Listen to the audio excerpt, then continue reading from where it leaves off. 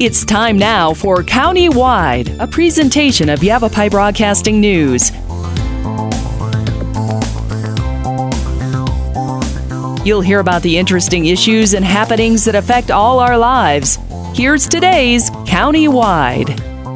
Well, good morning to you. I'm Brad Miller. It is County-Wide, and we're happy to welcome into studio today ahead of a number of shows that I'm hoping we can do. We started to schedule some of them between now and next November, the election. We want to make sure that folks go and are informed about what they're voting for, what they're voting about, how to register, if you want to become a candidate in some of the local elections, how to do that. And to kick off that year-long series, I welcome into studio today from the Rural Organizing Initiative, Julie Fernat and Lama Hayburn. And good morning to you. Thanks for coming in today. Good morning. Thanks for having us. And did I get it right? Can I say ROI? Yes. Rural Organizing Initiative. Your focus, your mission really is along the lines of voter registration and advocating for candidates, especially at local level school boards and city councils. Is that, Julie, correct? Yes, absolutely. We feel like a lot of times they don't get the kind of support that higher level candidates get. So we created Rural Organizing Initiative specifically to support those nonpartisan local races where people get involved and really affect their communities. As we record this, there was just a national election, not really so much in Arizona, yesterday. And there was, it just kind of shows the focus of what's, going to kind of happen. A lot of people can see this or that. Oh, things went this way, didn't go this way for me, or the way I would want things to go. Getting involved is a way to find solution among all of those things, and that also is part of ROI's Absolutely. intent. I mean, I would say that even more than the big issues we're hearing on the national level, for me, I think what turns people out is what's happening locally. Mm-hmm. So what's happening with your city councils and your school boards. Right. But also just, what's happening around your city. What are people talking about? Right. If you have strong feelings about those, get involved. Maybe consider running for office or just attending school board meetings and city council meetings is a great way just to learn the facts about what's really going on in your community. And that's another part of ROI's charter, if you will, to kind of help and support people in understanding. I want to run for city council because I'm upset about this issue.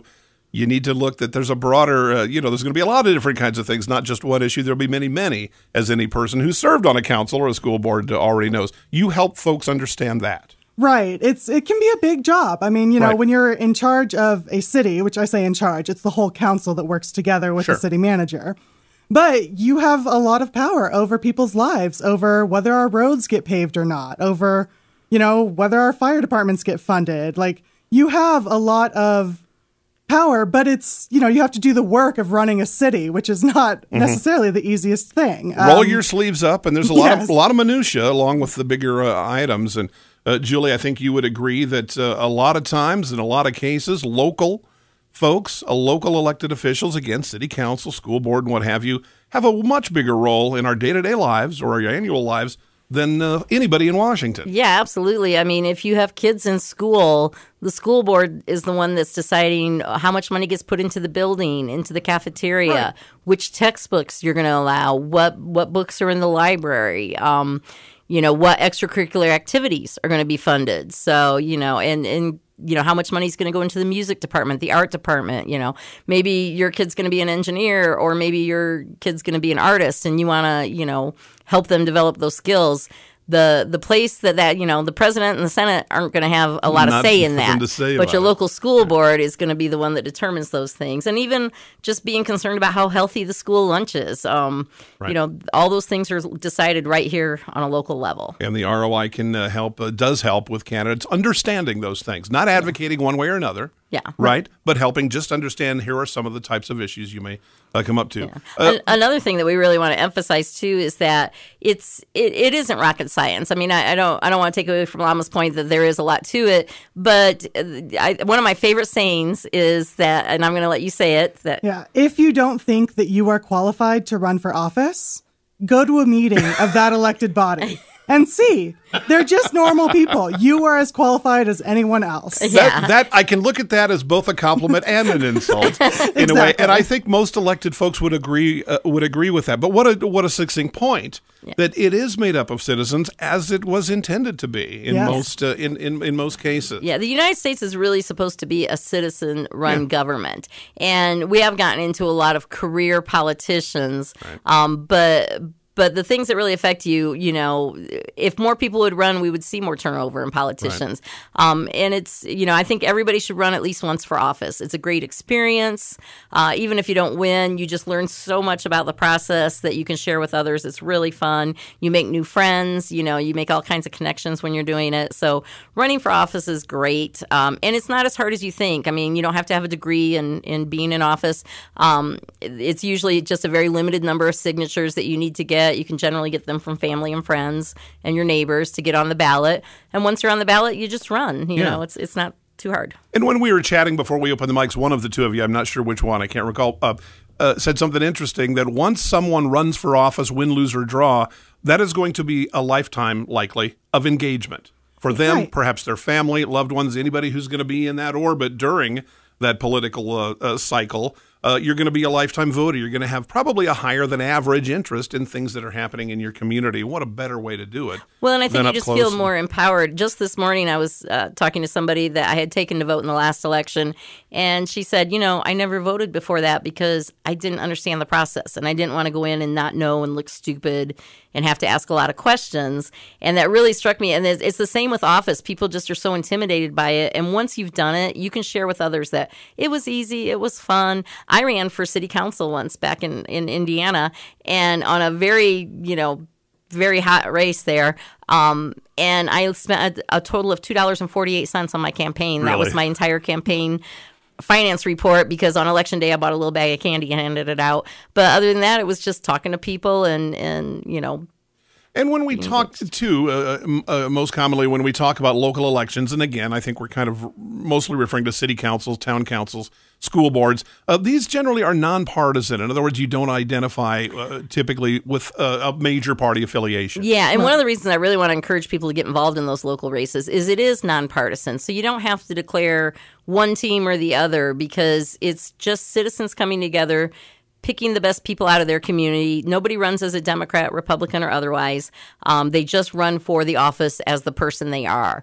And it takes a lot of that heat out of it. That, you don't have to fight each other. It's more, what are the issues that are important to you? What are the issues that are important to that candidate? And just look at those items. You don't have to declare yourself on one side or the other. And I think that opens it up for a lot of people that don't want to feel like they're in that fight. They don't want to declare one thing or the other. But city council, school board, is county supervisor? County supervisor is partisan. Yeah. Partisan just means that they run as a party affiliate. And is that a legal element? Yes. If it's a partisan race, you have to declare running as, an independent, a Republican, a Democrat.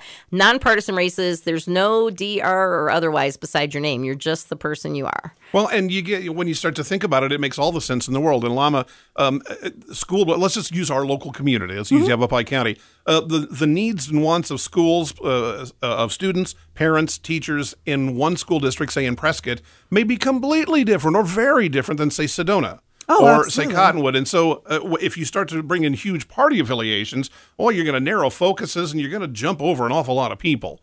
Right. This way, you're talking about as community as it can be. The U.S. House of Representatives is supposed to be about us in our small districts. These are good examples of that as well.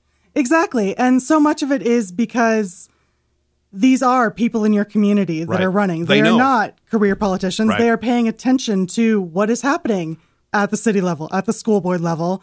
And so they are running. Like when you are running for one of these offices, you are talking to your friends, your family, the people in the street, the people at the supermarket. You're talking to them because otherwise people don't tend to know who to vote for these smaller races, because there's no DRR next to the name. And often a lot of people don't have time to do a ton of research about, there can be a lot of names on your ballot and you don't necessarily know, oh, have I heard of this person? Oh, I think I heard that name somewhere. Right. But if, it's your neighbor's friend's brother who's running for school board, you have some then you happen to know, identity. oh, I trust this person. Yes. they would be good for my school board. Another thing I want to kind of emphasize too is being on the school board or the city council is not a full-time job. Most members have full-time jobs. Some are retired, but most have full-time jobs, and they just do this. Most of them have 1 to 2 meetings per month that they have to go to. Maybe 3 is the max, and they're usually just a few hours at the most. Some are much shorter. So, you can't. You can say, well, I've got a job. I don't have time to do that. But it's really, limited. The bigger part of it is maybe just spending personal time researching the issues, getting to know what's going on so that you know how you want to vote when issues come up in front of your council. But believe me, there's plenty of people willing to give you that information too. Yeah. So, probably more than you're going to want. I was going to say, a lot of times it seems like folks, if they throw their hats into the ring, there might be 1 or 2 issues they feel strongly about already. But it's an opportunity, and the best of any candidate hopefully will have an open enough mind to learn as they go. Perhaps whether or not they change positions on 1 or 2 issues that drew them, that they'll learn about all the other things as well. I mean, that's the ideal, and that's really what you're after. Yeah. Right, because it is a well-rounded job, right? Like if you are on a school board, you're not just looking at school lunch. Right. You are looking at the entire functioning of the school and its students. Curriculum, safety, on and on. Funding, the whole banana. All of this. And that's a lot of stuff that a lot of people don't necessarily have an opinion on every piece of that. I just think about the 10 minutes we've talked already, how much you have educated just me. I didn't know most of what the two of you have shared with us so far about becoming a candidate, getting involved, rolling up your sleeves, and being part of the solution rather than part of the complaining crowd. We need to take a short break. Our guest today, the Rural Organizing Initiative, Julie Fernat, Lama Hayburn are here. We'll talk more, and I want to get into registration. Yes. We've got a year until the next major national election, but you can register today if you haven't already. We'll chat more on Countywide right after this. Life changes, then it changes again. Predicting the unexpected in life is impossible. That's why it's called unexpected. So when it comes to financial goals, our philosophy is don't predict, prepare. Hi, I'm Edward Jones financial advisor Matthias Sandoval. A job loss, change in health, or a loss of a loved one can have a big impact on your family's financial security. Let's work together to help make sure you're equipped for life's unexpected events. Call our office to schedule a face-to-face appointment. Edward Jones, making sense of investing. Member SIPC. Verde Solaire, your hometown heating, air conditioning, and plumbing company in the Verde Valley. And your trusted North Central Arizona Goodman dealer.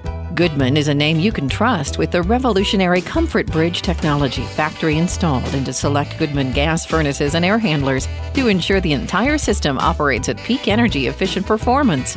Verde Solaire offers free in-home estimates, locally owned and operated since 1983. Visit them at verdesolaire.com. Better, cleaner, faster.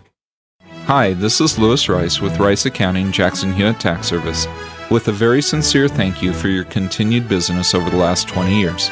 All of us at Jackson Hewitt Tax Service are very honored for the many community awards we've been given over the years. As always, we are open year-round, providing services for taxes, payroll, and bookkeeping. Jackson Hewitt Tax Service, located throughout northern Arizona, can help you with all your tax and accounting needs. For our nearest location, call 800-234-1040. Let's talk. That's the message from Jonna Randall Murdoch, your local Farm Bureau agent, providing a personal touch when making insurance and financial decisions. Jonna will simplify your insurance needs while offering competitive pricing. Let's talk auto, home, life, and farm. Call Jonna at Farm Bureau today at 928-649-8686. Your Cottonwood Farm Bureau property and casualty insurance company. At Farm Bureau, they insure more than just farms. We welcome you back to the program. I'm Brad Miller. It's Countywide. Our guest today with the Rural Organizing Initiative, and you can find the mayor at .org, ruralorganizinginitiative.org. Julie Fernat, Lama Hayburn, talking about elections, and I wanted to. The group advocates very much for candidates, not in a bipartisan measure, but if you want to run for a city, a council, a school board, it's a good place to stop and find out a little bit more about what that is, what it involves, how much of a commitment you need to make. But let's talk about on the other side of the candidacy is the voters and registration. And what do you think about mandatory registration? I don't think it's proposed here, but you hear about it. Would that be a thing? I would think that there's ways to do that. That would, I mean, they obviously, the government already knows whether or not you're a citizen. It's not a big secret from them. And I feel like all the citizens should be allowed to vote. Honestly, I loved it when Iraq did their first vote, and you had to put your finger on a permanent ink. I remember that was it. You couldn't vote twice. Purple. And yeah, it was I remember that. Yeah. So I mean, there's ways to handle things, yeah. And I think making it difficult for people to register is wrong because everybody has. I don't agree with what everybody else thinks, but I still think they have the right to have their voice a say. Well, it just seems in a free and fair society, the more people whose voices are heard, the better idea you're going to have of how people feel. Yeah. And so I don't know about mandatory registration. I'm not sure about mandatory anything, but gosh darn it, if a lot of people got registered and then followed up at the polls, we'd have a better idea of what's what instead of maybe just the loudest or the most active. Right. Democracy is participatory. You have to be involved in order to have a say. Yeah. Yeah. So please register to vote. One of the best ways to do that. Well, and young people, I think, are probably the least registered right now. Sure. And I think there's a reason for that. I think it's, again, like the conversation I had earlier where somebody said, it's just, I don't know what to do. When I don't want to walk in and look like I don't know what I'm doing and ask a lot of questions. So, we are trying to just kind of get the education out. But I will tell you that every election, when you go to the polls, there's always new people voting. The people that help you when you get in there are always super excited. If you're a new voter, it's like everybody cheers you on and they're all excited for you for your first vote. And it's really fun when you go in there and you're a first-time voter. Yeah. And they will, walk you through the steps. Even if you've been voting your entire life, there's still always a judge there. That there's both a Democrat and Republican judge, and they will walk you up to the booth and show you how the machine works and answer any questions that you have. So it's really not as scary as it sounds. Right. And like I said, when you're a first-time voter, it's just fun. Everybody kind of cheers for you, and it's exciting. Well, it's probably, I'm guessing, I mean, I know when I was in my 20s, man, I had too much rock and roll to do to vote, to register. That's for old people. And I don't know how true that maybe still is. I know some young people are going to engage very early. Others, maybe it'll take a long time, if ever. Well, I'm going to share something with you that we're working on right now. Because young people, voter registration itself seems a little cumbersome. When you get your driver's license, you can register there, and it's very easy. But if you miss that opportunity, and I will tell you, a lot of people don't register because they think that they don't want to serve jury duty. But I will tell you that jury duty comes from both registration and driver's license. So if you really don't want to serve jury duty, you've got to give up that driver's license. Don't drive. So if you're going to get the driver's license, you may as well go ahead and register to vote because they have your name.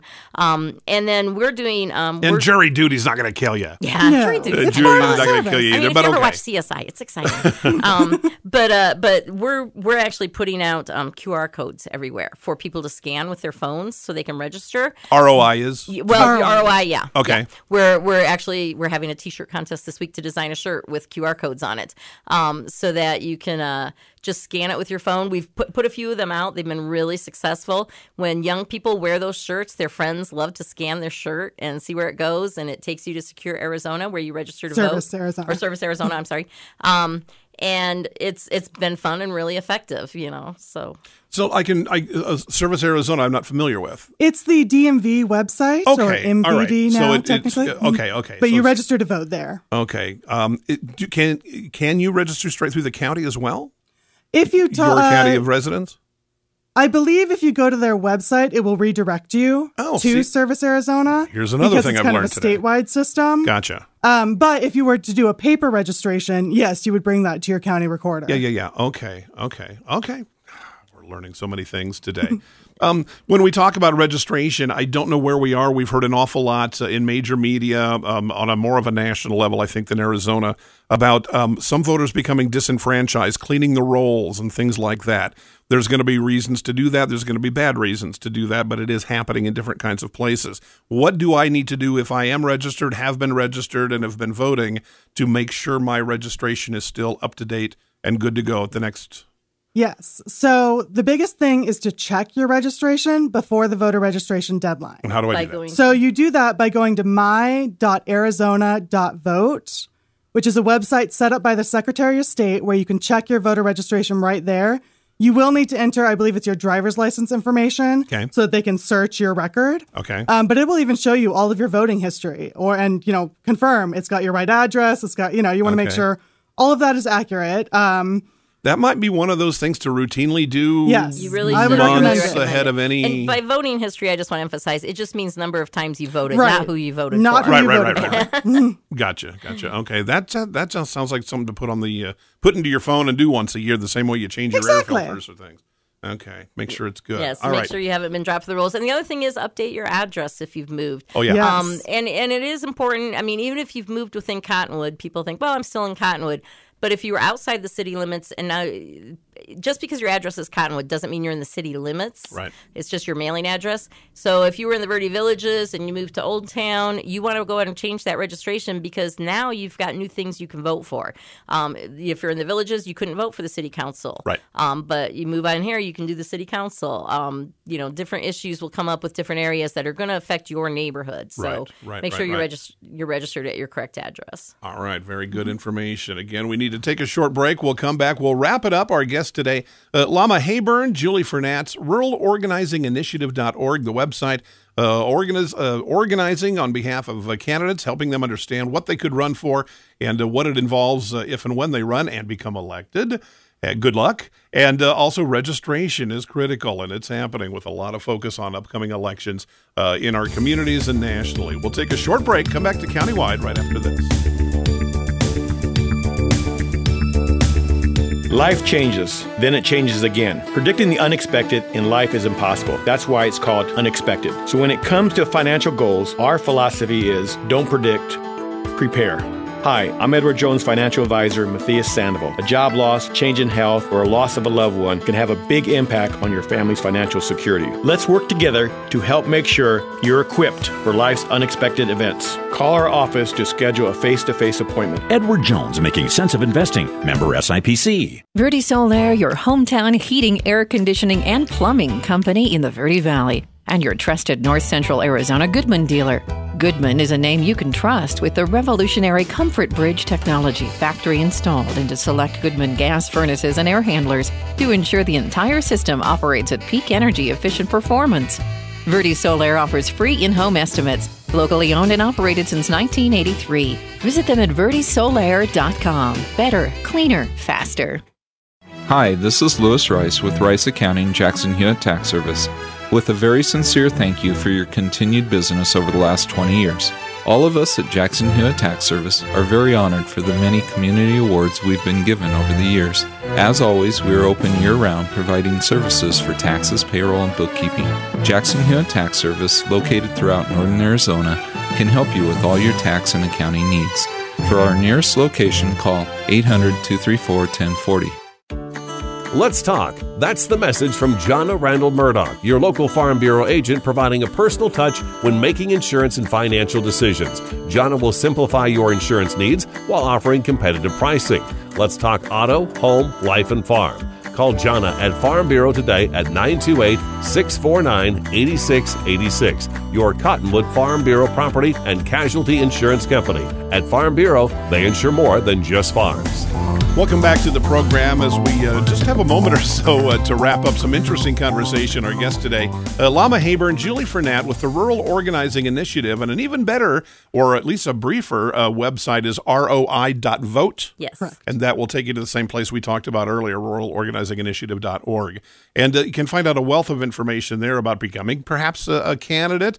The organization aimed at helping folks do just that, become interested and pushing them in the right direction, understanding what it is to be a candidate and perhaps an elected official. But register. Let's leave our guests with that. Is that a good way to go out? Yes, it's a Absolutely. great way to go out and talk to your friends and family and make sure they're registered. A lot of us assume our family's registered, and when you start asking around, some of them aren't. So get them involved. Okay. I thank you very much. Again, Julie Fernat, Lama Hayburn, Rural Organizing Initiative, ROI.vote. Every year is an election year. It's always an election cycle. Be a part of it. It's Countywide, and we'll see you next time.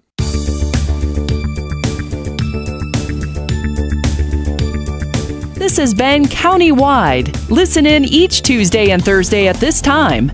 If you have a topic or guest idea that you'd like to suggest, email us, news@myradioplace.com.